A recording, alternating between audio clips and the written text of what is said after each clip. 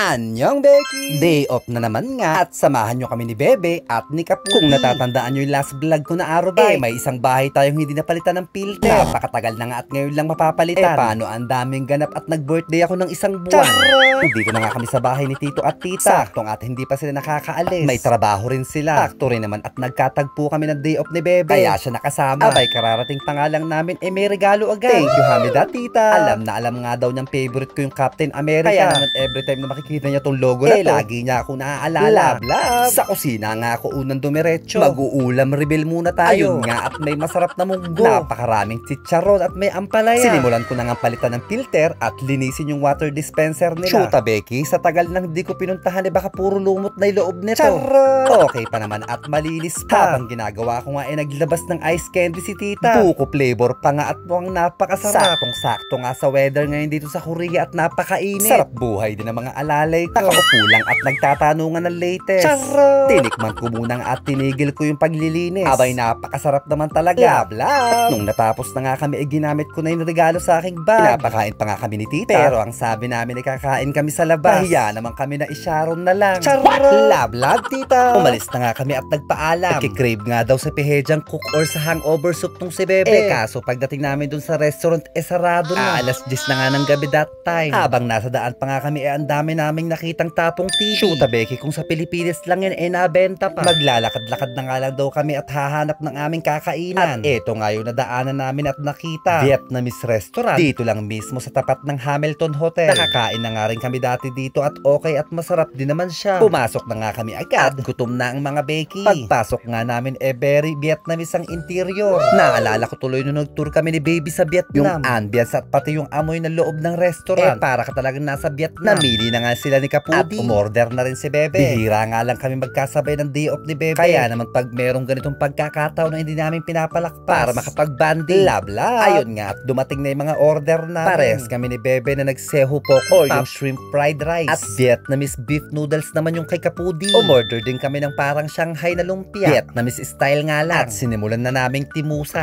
10,000 Korean won nga yung fried rice. Or 425 sa Philippine pesos. Iner pa nga ni Baby yung noodles niya sa amin ni Bebe. At hinatian ko na rin siya sa fried rice ko. Eto nga yung Vietnamese lumpia. Parang katulad lang sa Pilipinas. Meron din silang suka. Matabang at hindi nga lang matapang. At manamis-namis ng konti. Pero panalo talaga sa akin tong fried rice. Kanin pa lang, ulam na. At tignan nyo tong beef noodles. Buong buo yung mga sahog na baka. At napakasarap ng lasa ng sabaw. At yung noodles na ginamit, parang lomi. Nagbigay pa nga ng iba't ibang sausawan yung waiter. Barbecue sauce. At saka chili sauce. Ayun nga at napakasarap ng aming kainan. Galit-galit at walang usapan. Charot! Cheers! Natapos na nga kami kumain. At every time na kumakain kami sa labas, lagi ko pinapakita sa inyo na nililigpit namin pinagkainan namin. As sa waiter kasi, ang sarap sa piling kung lahat ng customer gano'n. Tumabas na nga kami ng restaurant at nagpasalamat. Busog naman talaga ang mga Becky. At pagkatapos nga kumain na magkakape tayo, pumunta na nga kami sa pinakamalapit na Starbucks dito sa Itaewon. Shoota Becky, hindi ko na alam yung last na Starbucks ko. Ayun nga at buti na abutan pa naming bukas. Salamat nga kay Cross Philippines Remittance. Hindi lang basta cake at may pakape pa. Isa nga to sa benefits as a Cross Pump Content Creator and Cross Ambassador. May palibreng cake pag birthday mo. Kaya kung gusto nyo rin mag-apply na rin kayo. And also super thank you rin pala kay Ma'am Grace, manager ng Cross. At siyang nagmamanage sa mga influencer. At si Ma'am Grace din ang nag-organize ng mga events. Isa nga lang yung sa benefits at marami pang iba. Like free mystery gifts, free monthly remittance service charge, free USIM for all your followers, free Cross Pump Creators shirts and merch, exclusive event invitation, at many more. Cross lang talaga ang malakas. Bukod sa kidlat sa bilis na pera padala sa Pilipinas, may puso at #1 remittance dito sa South Korea. Kaya kung hindi ka pa Cross, i-download mo na. Chocolate nga yung in-order ko. Caramel macchiato naman kay Kapudi. Earl Grey naman kay Bebe. And blueberry cheesecake naman yung cake namin. Pa-close na nga yung store that time. Kaya naman tinake out na lang namin yung natira. Wala na ang oras at di man lang namin nagalaw yung cake. TikTok pa more mga Becky. Ayun nga at umuwi na rin kami agad. Thank you Hamida again Cross Philippines. Love.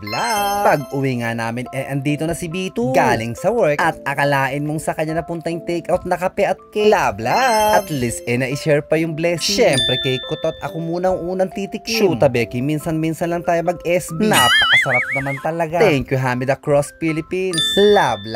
Nagluto pa nga ng noodles si Kapudi at nilagyan ng ode or yung fish cake na nabili namin sa Busan. Ano pa nga ba at galore na naman ng mga Becky. Love. Abay, nabiti na naman ng mga timwasala. Naponggay na naman at nag-aya sa labas. Shoota Becky, eto mahirap pag nakokompleto. Mga lasing na ayaw pa magtahimikan. Mahigit 1 AM na na nga that time. At gimmick pa rin ng mga Becky. Parang walang mga pasok kinabukasan. Di labla. Hala na naman si Batman bukas nito. At dito nga sa paboritong bar tayo magpupunta. JR Pub, dito sa Itaewon Seoul. Madalas yun ang nakikita to sa vlog ko. At dito naman talaga nakaka-enjoy at the best ang music. Masarap na food, may pa free shots. Ayan nga at ganadong-ganado si Bito. Sayaw na sa dance floor. Nakita pa nga namin tong cute na batang to. Gigil na gigil naman talagang kapudi nyo. Shoota, parang gusto na yata magkaanak. Hindi pa ako ready, baby.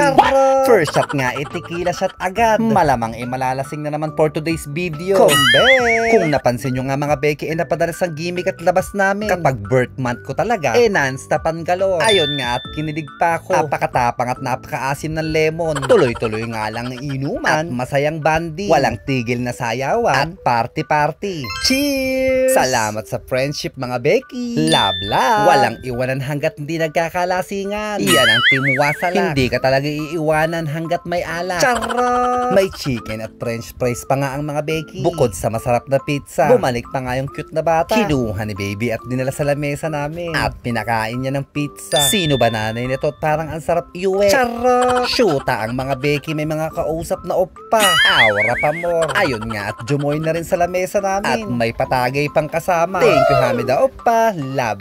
Cheers! Ponggay na nga mga Becky. Galor pa more. Akala mo talaga walang mga pasok bukas. Ayun nga at nagpaalam na kami sa mga oppa. Thank you Hamida. May payaka pa. Akala mo naman close. Wala pa nga yatang isang oras nagkakilala. Charot! Nagpaalam na nga rin ako kay Unni na super nakasayawan ko sa dance floor. Love. Sayang nga lang at wala akong video. Sarang iyot Unni. Nagpaalam na rin ako kay DJ Hycy. Ang lodi ko pagdating sa malulupit na tugtugan. Love. Lumabas na nga kami ng bar.